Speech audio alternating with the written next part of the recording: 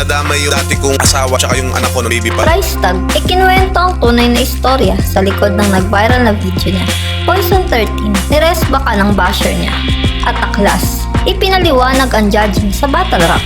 Hindi man natupad ang inaasam ng marami na comeback ni Looney, binigyan pa rin tayo nung last ahon ng Tipsy D versus Moth. Naging dikdikan ang laban ng dalawa na mahahalatang pinaghandaan ng matindi ang isa't isa. Ngunit may ilan pa ring tila nagulat sa naging resulta ng laban na 5-0 pabor kay Moth kahit pa para sa marami ay hindi naman bodybag ang nangyari. Dahil dito, ipinaliwanag ng MC na si Sinyo sa mas simpleng salita ang sistema ng pagpunto sa bawat battle. Isang post naman mula kay Aklas ang tila salungat sa paliwanag na ito ni Sinyo dahil ayon sa kanya, saradong bodybag ang laban kung 5-0 ang naging resulta. Kapag forward naman ay klarong panalo yun para hindi questionin at masatisfy ang lahat. At kapag 3-2 naman, dito na raw papasok ang personal preference ng mga hurado. Para lang to sa mga nagtatakang fan ng flip top. Bakit nagkakaroon pa rin ng 5-0 kahit close o talagang dikit naman yung bate. Tulad niya, nangyari kay Tipsy versus Moth. Meron niya 5 hurado. Sa 5 hurado na yun, nangyari, ilagay na lang natin sample. Last na judging, Saya, GS, Shay, Looney, si Bruce ba yung isa? May 5 hurado. Kunyari si Shay, binoto niya ng round 1 si Tipsy. Binoto niya ng round 2 si Moth. Round 3 si Moth ulit. Ibig sabihin, boto ni Shay na kay Moth na. Isang boto na si Moth. Kunyari, ganun na lang din nangyari sa 4 pang natitira. Puro close yung battle, pero para sa akin si Moth. Kaya nagkakaroon ng 5-0 dahil doon. Yung 5 hurado, boto sa isa, kahit sabihin natin sobrang higit pa nung laban. Isa lang ang pwede nilang iboto. Kung magkakaisa yung 5 na yun, doon nagkakaroon ng 5-0.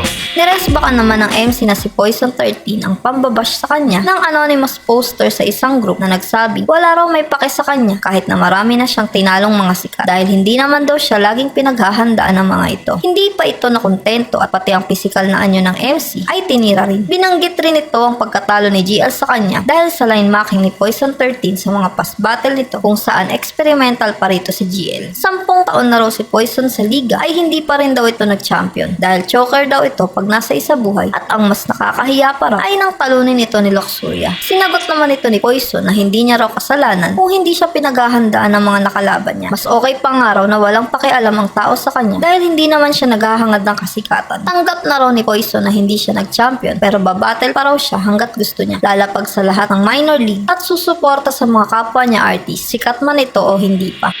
Samantala, ikinuwento naman ng rapper na si Price Tag ang totoong nangyari sa likod ng nag-viral na video na noon kung saan makikitang tila nakikipag-ayos siya sa kausap ng banata niya ito pagkatalikod. Sa naging interview sa kanya ni Street TV, sinabi niya ang ginawa raw ng kaharap na nagdulot ng pagkapahiya niya at ang ginawa nitong pandadamay pa sa kinakasama niya noon pati na sa anak niya. Yung tao kasi na yun, yung time na yun, may video rin siya na kumakalat noon sa lugar namin. Parang piniflip top ako. Pero wala pa ako sa flip top nun, binabanggit yung pangalan ko. Nadamay yung dati kong asawa tsaka yung anak ko na baby pa. So nasabihan nga niya na parang pangit na mai-rhyme lang ba?